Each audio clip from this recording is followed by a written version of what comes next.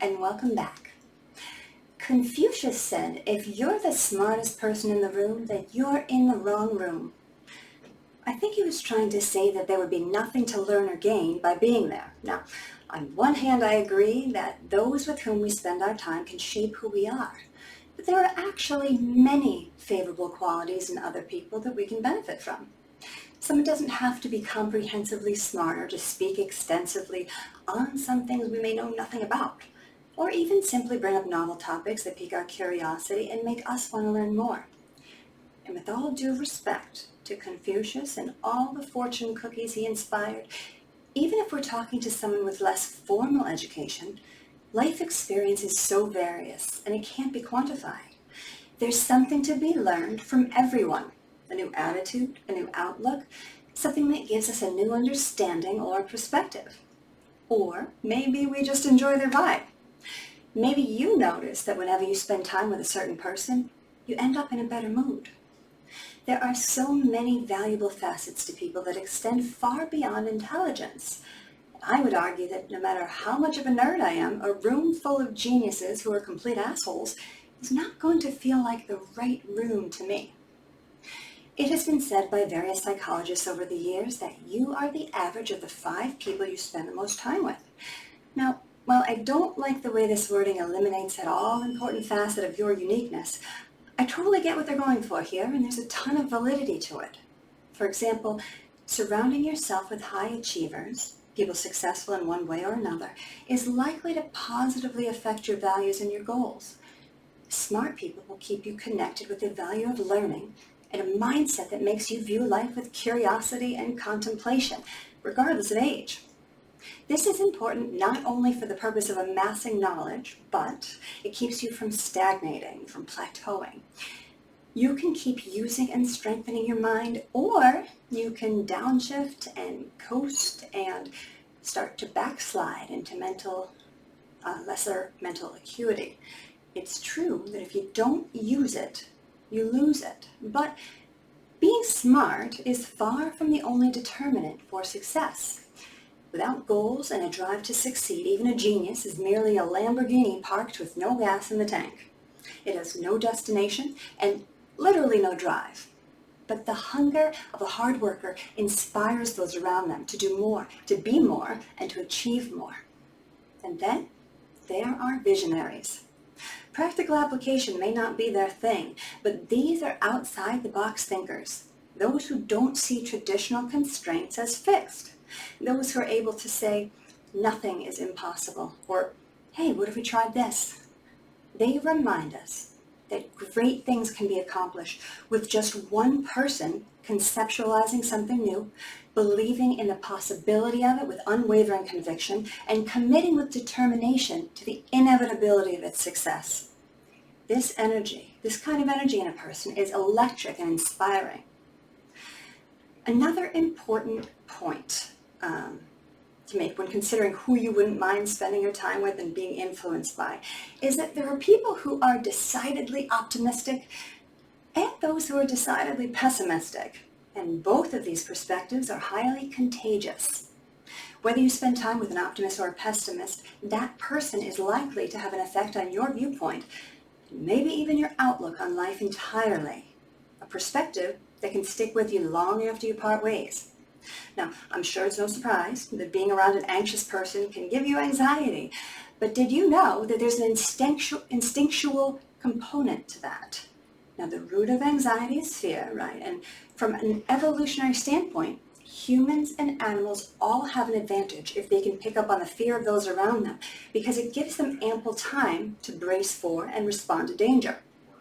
But you have enough of your own hypervigilance, right? Basically a constant state of bracing for something, and you don't need the instinctual benefit of vicarious anxiety. So what I'm saying to you overall is that some people feed into your life energy, and some leech off of it.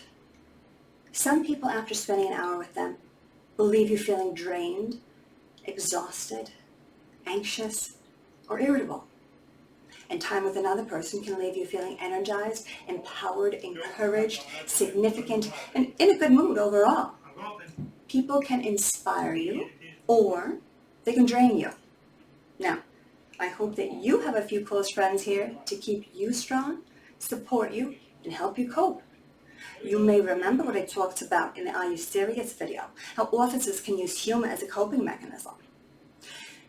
But taking into consideration the nature of this job, you will necessarily work with some abrasive people. Some people need to maintain a tough exterior to do this job day in and day out. And that can feel like meanness or coldness to those who may have a generally warmer demeanor. And if that's you, I want you to know that I don't particularly like it when a person seems assholey all the time. My nature is first to take it personally, but I've learned to check that and let it go. You don't always get to know why someone doesn't like you. You don't get to decide if their reason is justified. And even if they always seem like they want you to take a long walk off a short pier, it may actually not have anything to do with you. It may just be their demeanor. Maybe social anxiety. Maybe they don't know they seem habitually disagreeable.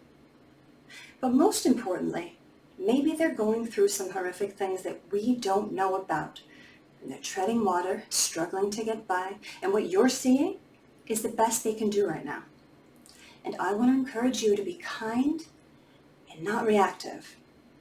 It can be incredibly impactful for a person who is struggling to be shown kindness even when they're not being their best self. It does amazing things for a person's resilience and self-worth to see that someone else is willing to humble themselves and hover in feelings of judgment and rejection, and then beyond just tolerating it, reach out in patience and kindness. We owe each other that effort, don't we? Meanness will never cancel out meanness. But kindness might, right?